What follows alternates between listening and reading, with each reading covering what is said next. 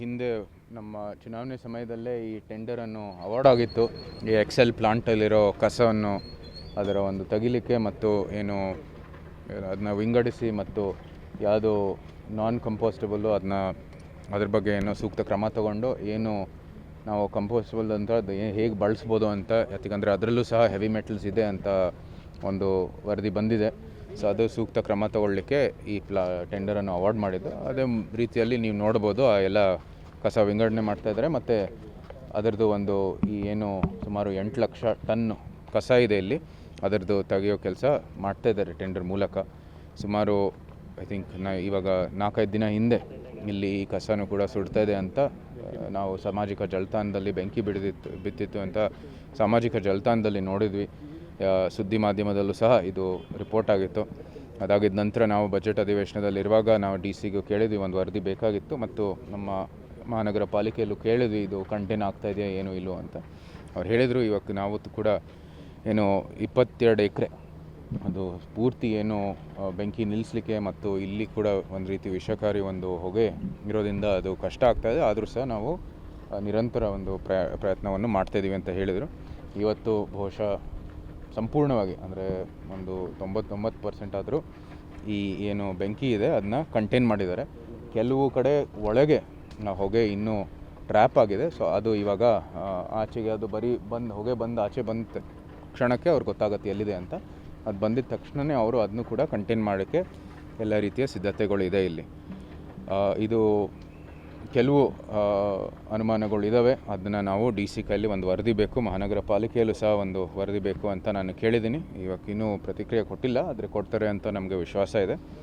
ಇಂಥ ಘಟನೆಗಳು ಆಗಬಾರ್ದು. ಮೈಸೂರಲ್ಲಿ ಸ್ವಚ್ಛತೆಗೆ ಒಂದು ಹೆಸರು ಆಗಿದೆ, ಒಂದು ಒಳ್ಳೆ ಏರ್ ಕ್ವಾಲಿಟಿಗೆ ಹೆಸರು ಆಗಿರ್ತಕ್ಕಂಥದ್ದು ನಮ್ಮ ನಗರ ಮೈಸೂರು. ಇಂಥ ಒಂದು ಘಟನೆಯ ಒಂದು ಮೂಲಕ ನಮಗೂ ಒಂದು ಕೆಟ್ಟ ಹೆಸರು ಬರ್ತಾಯಿದೆ.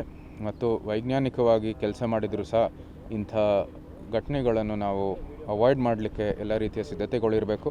ಮುಂಚಿತವಾಗಿಯೇ ಏನು ಬರಗಾಲ ಬರುವಾಗ ಈ ಏನು ಚಾಮುಂಡಿ ಬೆಟ್ಟದಲ್ಲಿ ಏನು ಫಾರೆಸ್ಟ್ ಫೈರ್ ಇರೋ ಕಾರಣಕ್ಕಾಗಿ ಆವತ್ತು ಭಾಳ ಗಾಳಿ ಇತ್ತು ಅಂತ ಹೇಳ್ತಾಯಿದ್ರು, ಆ ಕಾರಣಕ್ಕಾಗಿ ಇಲ್ಲಿ ಬಂದಿದೆ. ಆದರೆ ಈಗ ಸಂಪೂರ್ಣ ಒಂದು ತನಿಖೆ ಆಗಿಲ್ಲ.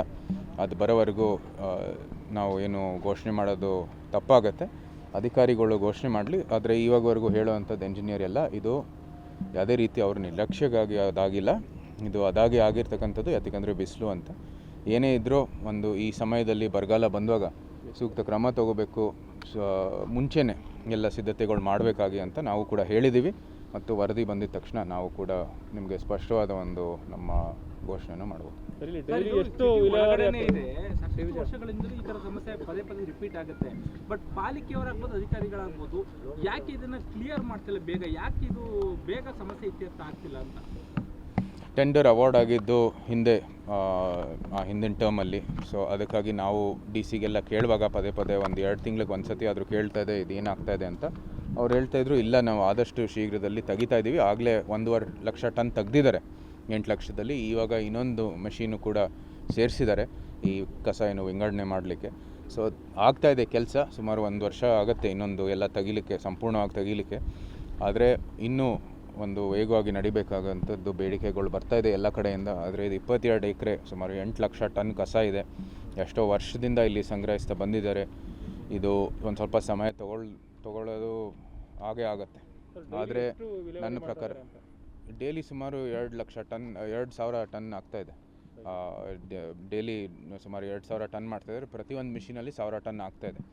ಅಂದರೆ ಇದು ನಮ್ಮ ಮಿಷಿನ್ ಕೆಪಾಸಿಟಿ ಟೆಂಡರ್ ಏನು ಅವಾರ್ಡ್ ಆಗಿದೆ ಅದರ ಒಂದು ಮಾನದಂಡದಲ್ಲಿ ಅವರು ಕೆಲಸವನ್ನು ಮಾಡ್ತಾಯಿದ್ದಾರೆ. ಅದು ಕೆಲಸ ಹಾಗೇ ಆಗುತ್ತೆ. ನಾವು ನೋಡೋ ಹಾಗೆ ಈ ಏನು 6 ತಿಂಗಳಲ್ಲಿ ಸೆಪ್ಟೆಂಬರಲ್ಲಿ ಶುರುವಾಗಿದ್ದು ಮಳೆಗಾಲ ಆದಮೇಲೆ ಅವರು ಕೆಲಸವನ್ನು ಮಾಡ್ತಾಯಿದ್ದಾರೆ. ಅದರಲ್ಲಿ ಯಾವುದೇ ರೀತಿಯ ಅನುಮಾನ ಬೇಡ. ಆದರೆ ಇನ್ನೂ ಶೀಘ್ರದಲ್ಲಿ ಮಾಡಬೇಕು ಅಂತ ಭಾಳಷ್ಟು ಬೇಡಿಕೆಗಳು ಬಂದಿದ್ದಾವೆ. ಅದು ಹೇಗೆ ಮಾಡ್ಬೋದು ಅಂತ ನಾವು ನೋಡ್ತೀವಿ. ಒಂದಂತೂ ನಿಜ, ಈ ಮೈಸೂರು ಮಹಾನಗರ ಪಾಲಿಕೆಯಲ್ಲಿ ಚುನಾವಣೆ ನಡೆದಿಲ್ಲ. ಅದಕ್ಕಾಗಿ ಜನಪ್ರತಿನಿಧಿಗಳಿಲ್ಲ. ಒಂದು ರೀತಿ ಅದು ಏನೇ ಆದರೆ ಆ ಕೌನ್ಸಿಲ್ ಇರ್ಬೋದು, ಎಲ್ಲೇ ಇರ್ಬೋದು, ಅದು ಬರೀ ಮೇಲ್ಮಟ್ಟದಿಂದ ಆ ನಿರ್ಣಯದೊಂದಿಗೆ ಕೆಲಸವನ್ನು ಮಾಡ್ತಾಯಿದ್ದಾರೆ. ಅಂದರೆ ಸ್ಥಳೀಯ ಪ್ರತಿನಿಧಿಗಳ ಒಂದು ಅಭಿಪ್ರಾಯ ಇಲ್ಲ. ಪ್ರಜಾಪ್ರಭುತ್ವದಲ್ಲಿ ಅದು ಇರಬೇಕು. ಅದು ಭಾಳ ಒಂದು ಗಂಭೀರವಾದ ವಿಷಯ. ಅದು ಇದ್ದಿದ್ದರೆ ಬಹುಶಃ ನಾವು ನಮ್ಮ ಸ್ಥಳೀಯ ಪ್ರತಿನಿಧಿಗಳನ್ನ ಇದು ಏನು ಜವಾಬ್ದಾರಿ ಇದೆ ಅದನ್ನು ನಾವು ಅವ್ರಿಗೆ ಫೋರ್ಸ್ ಮಾಡಿ ಹೇಳ್ಬೋದಾಗಿತ್ತು. ಆದರೆ ಅದಿಲ್ಲ ಇವಾಗ. ಸೊ ಅದು ಕೂಡ ಭಾಳ ಗಂಭೀರವಾದ ವಿಷಯ. ಅದಕ್ಕೂ ಕೂಡ ನಾವು ಮುಂದೆ ಹೋರಾಟ ಮಾಡ್ಬೋದು ಅಂತ ನೋಡ್ತೀವಿ. ಮಹಾನಗರ ಪಾಲಿಕೆ ಒಂದು ಚುನಾವಣೆ ಆಗಲೇಬೇಕು. ಸರ್, ಡಿ.ಎಚ್. ಪಟೇಲ್ ಏನು ಟೆಂಡರ್ ಕೊಟ್ಟಿದ್ದಾರೆ, ಅದ್ರ ಬಗ್ಗೆ ಮೊದಲೇ PL ಹೋಗಿದ್ರು, ಅದು ಬೇಡ ಅಂತ ಹೇಳಿ ಡಿ.ಎಚ್. ಪಟೇಲ್ ಅವರು ಬೇಡ ಅಂತ ಹೇಳಿ ಟೆಂಡರ್ ಹೋಗಿದ್ರು. ಗ್ರಾಹಕ ಪರಿಷತ್ತು ಕೂಡ ಅದಕ್ಕೆ ವಿರೋಧ ವ್ಯಕ್ತಪಡಿಸಿತ್ತು. ಈ ನಡುವೆ ಇವರೇ ಟೆಂಡರ್ ಪ್ರಕ್ರಿಯೆ ಮುಂದುವರಿಸಿದ್ದಾರೆ, ಕೆಲಸ ಕೂಡ ಮಾಡ್ತಾ ಇದ್ದಾರೆ. ಆದರೆ ಅವರು ಸಮರ್ಪಕವಾಗಿ ಮಾಡಲ್ಲ ಅನ್ನೋ ಒಂದು ಆಕ್ರೋಶ ಇದೆ ಸರ್, ಗ್ರಾಹಕ ಪರಿಷತ್ತಿಂದ ಆಗಿರ್ಬೋದು, ಮೈಸೂರು ನಾಗರಿಕರಿಗೆ. ನಾನು 6 ತಿಂಗಳಲ್ಲಿ ಈ ಫಾಲೋ ಅಪ್ಪಲ್ಲಿ ಇದ್ದೀನಿ. ಇದು ಟೆಂಡರ್ ನಮ್ಮ ಚುನಾವಣೆ ಹಿಂದೆಯೇ ಅದು ಟೆಂಡರ್ ಅವಾರ್ಡ್ ಆಗಿತ್ತು. ಆದರೂ ಸಹ ನಾನು ಈ 6 ತಿಂಗಳಲ್ಲಿ ಅಂದರೆ ಸೆಪ್ಟೆಂಬರಿಂದ ಕೆಲಸ ಶುರುವಾಗಿದ ನಂತರ ನಾನಿದು ಪರಿಶೀಲನೆ ಮಾಡ್ತಾ ಬಂದಿರೋ ಸಮಯದಲ್ಲಿ ಒಂದು ಸ್ವಲ್ಪ ಸ್ಲೋ ಆಗಿದೆ. ಅದು ಬಿಟ್ಟರೆ ಕೆಲಸವನ್ನು ಮಾಡ್ತಿದ್ದಾರೆ, ಅದರಲ್ಲಿ ಏನು ಅನುಮಾನ ಬೇಕಾಗಿಲ್ಲ. 2 ಮಿಷಿನ್ ನೀವೇ ನೋಡ್ತಾ ಇದ್ದೀರಾ, ಕೆಲಸ ಆಗ್ತಾಯಿದೆ.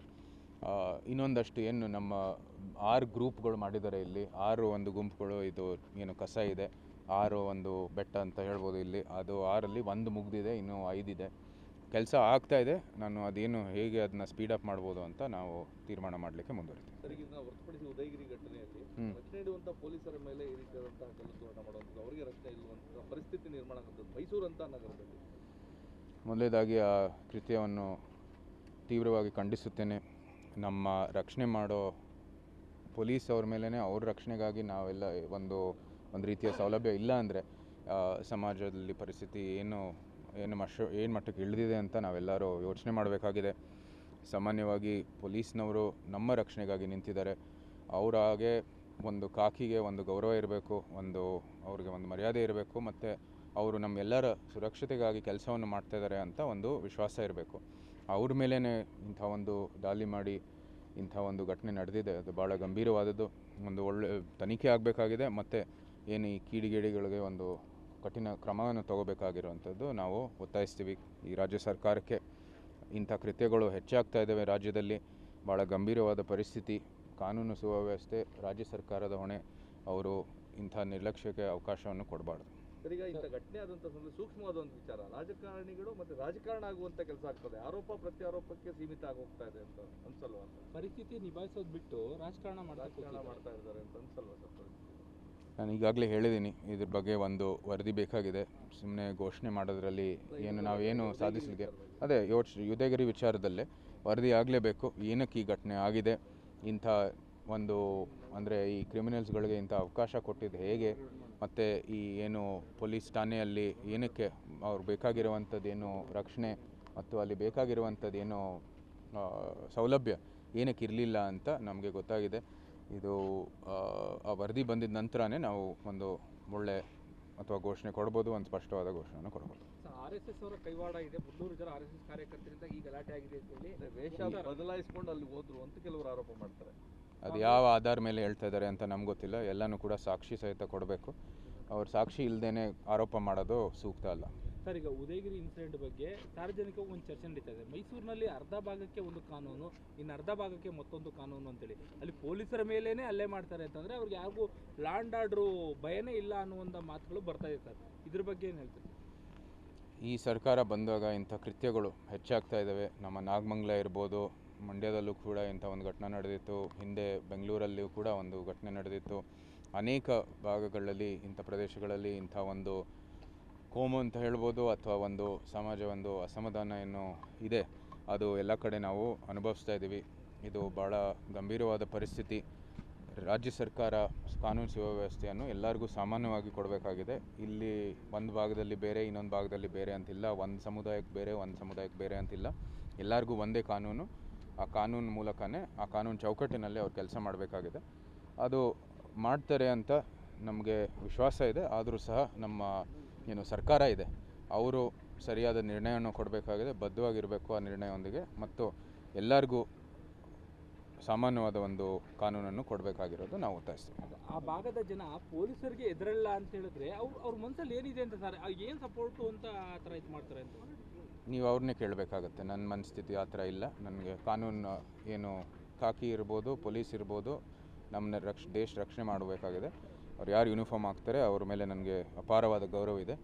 ಇಂಥ ಮನಸ್ಥಿತಿ ಇರೋ ವ್ಯಕ್ತಿಗಳು ನೀವು ಅವ್ರನ್ನೇ ಪ್ರಶ್ನೆ ಮಾಡಬೇಕಾಗುತ್ತೆ. ಈಗ ಸೈಬರ್ ಕ್ರೈಮ್ ಬಗ್ಗೆ ಸಾಕಷ್ಟು ತಾವು ಅವೇರ್ನೆಸ್ ಅನ್ನು ಸಹ ಮಾಡ್ತಿದ್ದೀರಿ. ಈ ಸಾಮಾಜಿಕ ಜಾಲತಾಣಗಳ ಉಪಯೋಗಕ್ಕಿಂತ ದುರುಪಯೋಗ ಜಾಸ್ತಿ ಆಗ್ತಾ ಇದೆ ಅಂತ ಅನ್ಸಲ್ವಾ? ಮತ್ತೆ ಇಂಥ ಇವತ್ತೇ ಬೆಳಗ್ಗೆ ನಮ್ಮ ಡೆಲ್ಲಿಯಿಂದ ಬಂದಿದ್ದ ತಕ್ಷಣ ನಮ್ಮ ಸೈಬರ್ ವರ್ಸ್ ಪ್ರತಿಷ್ಠಾನದಿಂದ ಸೈಬರ್ ಶೀಲ್ಡ್ ಏನು ಸಮಾವೇಶವನ್ನು ಉದ್ಘಾಟನೆ ಮಾಡಿದ್ವಿ.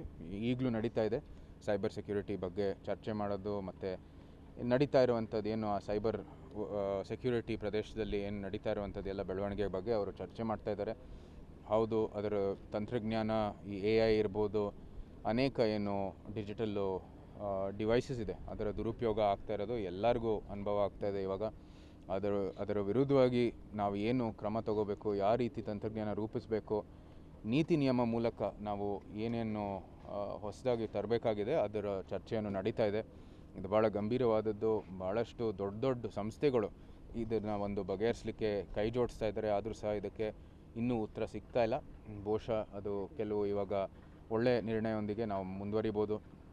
ಅಗೇನ್ ಇದು ಮೊದಲನೇದಾಗಿ ನೀತಿ ನಿಯಮ ಮೂಲಕ ಒಂದು ಬಗೆಹರಿಸಬೇಕಾಗಿದೆ. ಆ ಒಂದು ಪಾಲಿಸಿ ಬಂದಿದ ನಂತರ ಏನಿದೆ ನಮ್ಮ ಕಾರ್ಪೊರೇಟ್ ಸೆಕ್ಟರು ಅಥವಾ ಪ್ರೈವೇಟ್ ಸೆಕ್ಟರೂ ಕೂಡ ಇದಕ್ಕೆ ಸೊಲ್ಯೂಷನ್ಸ್ ತರಲಿಕ್ಕೆ ಅವರು ಮುಂದುವರಿತಾರೆ. ಏನು ಅಪೀಲ್ ಮಾಡ್ಬೋದು ಸರ್ ತಾವು? ಈ ಸಾಮಾಜಿಕ ಜಾಲತಾಣವನ್ನು ಉಪಯೋಗ ಮಾಡ್ಕೊಳ್ಳಿ, ದುರುಪಯೋಗ ಮಾಡ್ಕೋಬೇಡಿ ಅಂತೇಳಿ ಏನು ಅಪೀಲ್ ಮಾಡ್ಬೋದು ಸರ್? ದುರುಪಯೋಗ ಮಾಡಬೇಡಿ ಅಂತ ನಾವು ಅದು ಭಾಳ ಸ್ಪಷ್ಟವಾಗಿ ಯಾವಾಗಲೂ ಹೇಳಿರ್ತೀವಿ. ಆದರೂ ಸಹ ಏನು ಈ ಕಿಡಿಗೇಡಿಗಳು ದುರುಪಯೋಗ ಮಾಡೇ ಮಾಡ್ತಾರೆ. ಅವಕಾಶ ಮುಂದೆ ಬಂದರೆ ಅವ್ರಿಗೇನೋ ಅದು ಒಂದು ರೀತಿ ನಶ ಥರನೇ. ಅದಕ್ಕಿಂತ ಹೆಚ್ಚಾಗಿ ನಾವು ಸಮಾಜದಲ್ಲಿ ಈ ಡಿಜಿಟಲ್ ಡಿವೈಸಸ್ಸು ಪ್ರತಿಯೊಬ್ಬರಲ್ಲೂ ಸಹ ಒಂದು ಫೋನ್ ಇದೆ, ಪ್ರತಿಯೊಬ್ಬರಿಗೂ ಕೂಡ ಒಂದು ಕ್ಯಾಮ್ರಾ ಇದೆ, ಪ್ರತಿಯೊಬ್ಬರಿಗೂ ಕೂಡ ಇವಾಗ ಎಲ್ಲ ರೀತಿಯ ಡಿಜಿಟಲ್ ಡಿವೈಸಸ್ ಮನೆಯಲ್ಲೇ ಇದೆ. ಅದು ಇಲ್ಲದೇ ಜೀವನದಲ್ಲೇ ಮುಂದುವರಿಲಿಕ್ಕೆ ಕಷ್ಟ ಆಗುತ್ತೆ ಕೆಲವು ಜನರಿಗೆ. ಸೊ ಇಂಥ ಸಮಯದಲ್ಲಿ ಅವರು ಸರಿಯಾಗಿ ಅದರ ಉಪಯೋಗ ಹೇಗೆ ಮಾಡಬೇಕು ಅಂತ ಅವ್ರಿಗೆ ಜಾಗೃತಿ ಮೂಡಿಸೋ ಕೆಲಸ ಆಗಬೇಕಾಗಿದೆ. ಅದು ಕೂಡ ನಮ್ಮ ಸೈಬರ್ ಹೈಜೀನ್ ಪ್ರೋಗ್ರಾಮಲ್ಲಿ ಆಗಿದೆ. ಒಂದು ಪೈಲಟ್ ಪ್ರಾಜೆಕ್ಟು ಇಡೀ ಭಾರತದಲ್ಲಿ 25 ಶಾಲೆಗಳು ಗುರುತಿಸಿ ನಾವು ಮಾಡಿದ್ದೀವಿ. ಅಂದರೆ ಬೇರೆ ಬೇರೆ ರಾಜ್ಯಗಳಲ್ಲಿ, ನಮ್ಮ ನಂಜನಗೂಡಲ್ಲೂ ಅದು ಆಗಿದೆ. ಸೊ ಇದು ಭಾಳ ಒಂದು ಒಳ್ಳೆ ಪೈಲಟ್ ಪ್ರಾಜೆಕ್ಟ್ ಆಗಿದೆ. ಈಗ ಸುಮಾರು 100-150 ಶಾಲೆ ಇಲ್ಲಿ ಮತ್ತು ಡೆಲ್ಲಿಯಲ್ಲಿ ಗುರುತಿಸಿ ಅದನ್ನ ಮುಂದುವರಿತೀವಿ. ಇದು ಸಣ್ಣ ಮಟ್ಟದಲ್ಲಿ ನಡೀತಾ ಇದೆ. ಆದರೆ ನಮ್ಮ ವೈಯಕ್ತಿಕವಾಗಿ ಒಂದು ಉಪಕ್ರಮ ಅದನ್ನು ಇನ್ನೂ ದೊಡ್ಡ ಮಟ್ಟದಲ್ಲಿ ಮಾಡಲಿಕ್ಕೆ ನಾವು ಕೂಡ ಮುಂದೆ ನಿರ್ಣಯವನ್ನು ತಗೋತೀವಿ. ತಮಗೂ ಸೈಬರ್ ವಂಚಕರ ಕರೆಗಳು ಬಂದಿದ್ದಾವೆ ಸರ್? ತಮಗೂ ಸಹ ಒಂದು ಜಾಲದಲ್ಲಿ ಬಂದಿದೆ. ಆದರೆ ನಮಗೆ ಇದ್ರ ಬಗ್ಗೆ ಒಂದು ರೀತಿ ಜಾಗೃತಿ ಇರೋ ಕಾರಣಕ್ಕಾಗಿ ನಾನೇನು ಬಲಿಯಾಗಿಲ್ಲ. ಆದರೆ ಬೇಕಾದಷ್ಟು ಜನರು ಪ್ರಕರಣಗಳು ನಮ್ಮ ಮುಂದೆ ಬಂದಿದ್ದಾವೆ, ನಮ್ಮ ಪ್ರತಿಷ್ಠಾನಕ್ಕೆ ಬಂದಿದೆ. ನಾವು ಕೂಡ ಅನೇಕ ಸಂಸ್ಥೆಗಳಿಗೆ ಉಲ್ಲೇಖ ಮಾಡೋ ಕೆಲಸ ಮಾಡ್ತೀವಿ. ನಮ್ಮದೇ ಒಂದು ಆ್ಯಪು ಕೂಡ ಇದೆ. ಅಂದರೆ ಈ ಕಾಪ್ ಕನೆಕ್ಟ್ ಅಂತ ಅವ್ರಿಗೆ ಪೊಲೀಸರಿಗೆ ಸಂಪರ್ಕ ಮಾಡುವಂಥದ್ದು, ಅವ್ರಿಗೆ ಒಂದು ರೀತಿ ಸಹಾಯವನ್ನು ಕೊಡೋದು. ಯಾಕಂದರೆ ಕೆಲವರಿಗೆ ಇದು ಏನು ಕ್ರಮ ತಗೋಬೇಕು ಇಂಥ ಒಂದು ಪ್ರಕರಣ ಬರುವಾಗ ಅಂತ ಗೊತ್ತಿಲ್ಲ. ಸೊ ಈ ಎಲ್ಲ ನಿಟ್ಟಿನಲ್ಲಿ ನಾವು ಬೇಕಾದಷ್ಟು ಪ್ರಕರಣಗಳು ನೋಡಿದ್ದೀವಿ. ಅದನ್ನ ಬಗೆಹರಿಸಲಿಕ್ಕೆ ಕೂಡ ನಾವು ಕ್ರಮವನ್ನು ತೊಗೊಂಡಿದ್ದೀವಿ.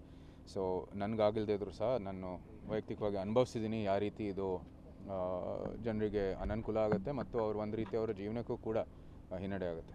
ಸರ್, ಸುಪ್ರೀಂ ಕೋರ್ಟ್ ಇವತ್ತೊಂದು ಆದೇಶ ಮಾಡಿದೆ ಸರ್. TDR ಸರ್ಕಾರ ಕೊಡಬೇಕು, ಡೆಡ್ಲೈನ್ನ ಫಿಕ್ಸ್ ಮಾಡಿದೆ.